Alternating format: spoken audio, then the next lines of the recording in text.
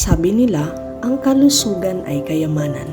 Atin itong napatunayan sa mga nagdaang taon kung saan sinubok ang ating bansa ng iba't ibang epidemya at ang hindi makakalimutang pandemya. On lockdown, COVID-19 can be characterized as a pandemic. Ngunit kahit tayo ay niliwanagan na sa katotohanan ito, nakakaligtaan pa rin nating unahin ang ating kalusugan, dala ng tawag ng iba't ibang papel na ating ginagampanan sa trabaho, sa lipunan, at lalo na sa ating tahanan.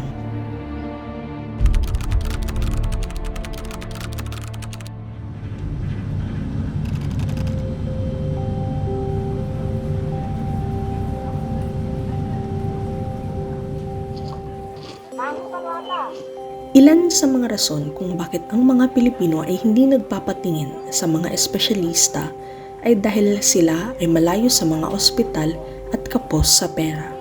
Minsan nga ay walang-wala talaga. Malayo. Mga 3 at 4 na oras. Malayo man ang magpit dito. Wala pa ang purok kalusugan dito sa aming barangay. Nahihirapan yung mga kliyente na pumunta doon sa health center namin kasi malayo at saka may dala-dalang mga bata. Ang mga constituents po dito is napakahirap pong i-convince. Lalo na nung pandemic time. Gaya namin walang pera, makapunta doon sa magpit. Dito na lang kami sa barangay. Sana kung may stock.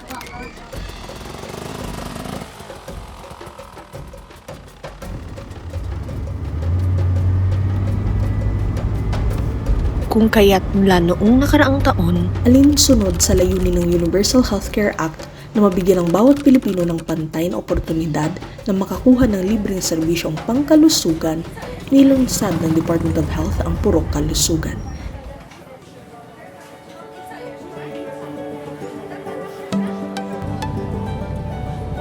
Isang programa na naglalayong mapalapit ang iba't ibang serbisyong pangkalusugan sa mga Pilipino sa pamamagitan ng pamamahagi ng mga ito sa mga purok. Mas malapit sa kanila, hindi na mahirap ang kalinga. Binibigyan ko po yan sila ng gamot, ma'am. Especially doon sa mga very far na puroks, ma'am. Purok 5 and purok 6. Kasi pahirapan po yan sila sa pagbiyahe papunta dito, ma'am. Kasi malayo po, ma'am. Pero saan nga ba umaabot ang purok kalusugan? Sa kapatagan ng President Quirino Sultan Kudarat, may isang barangay na may kalayuan sa Nayon. Ang pangalan, Barangay Malingon. Purok class! Magkilo! Tulungan si BNS! Si BNS! Bagaman patag patungo sa barangay na ito, mahaba ang daan papunta sa rural health centers. Ganoon din ang sitwasyon sa Barangay Ginarong Magpet sa probinsya ng Cotabato. Galing sa Rural Health Unit ng bayan, pasukin pa ang daan at kinakailangang umakyat ng sasakyan papunta sa barangay.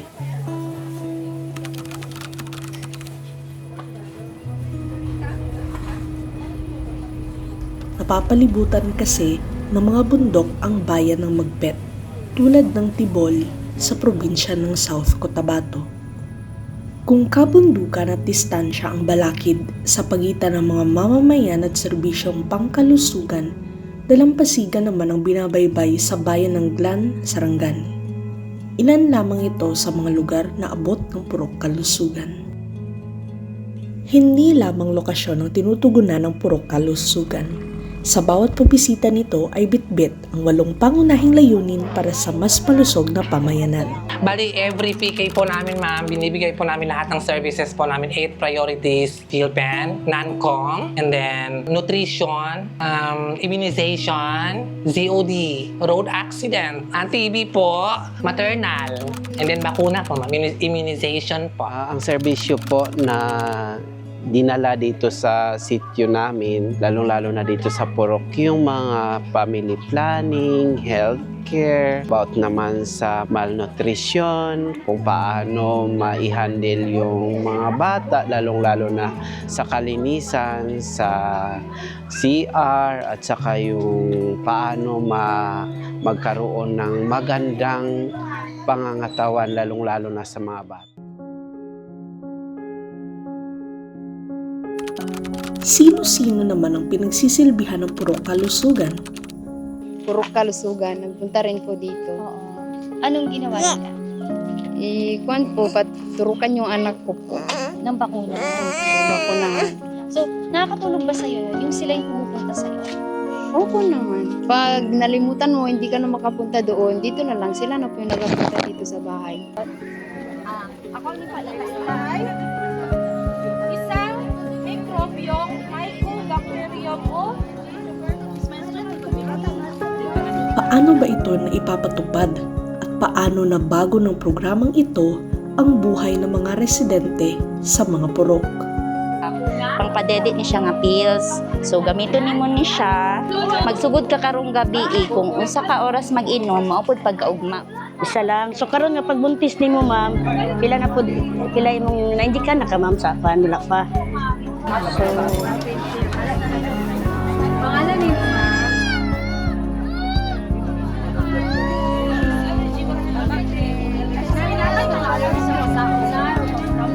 Kung dati, ang mga libreng serbisyong pangkalusugan ay tila isang pangarap na mahirap abutin. Parang isang regalo na kung maswerte ka ay minsan sa isang taon mo lang natatanggap. Ngayon, kupakatok na ito sa iyong pintuan. Hindi na kailangan problema sa babayaran. Hindi na kailangan maglakbay ng kalayuan. Ayan, te.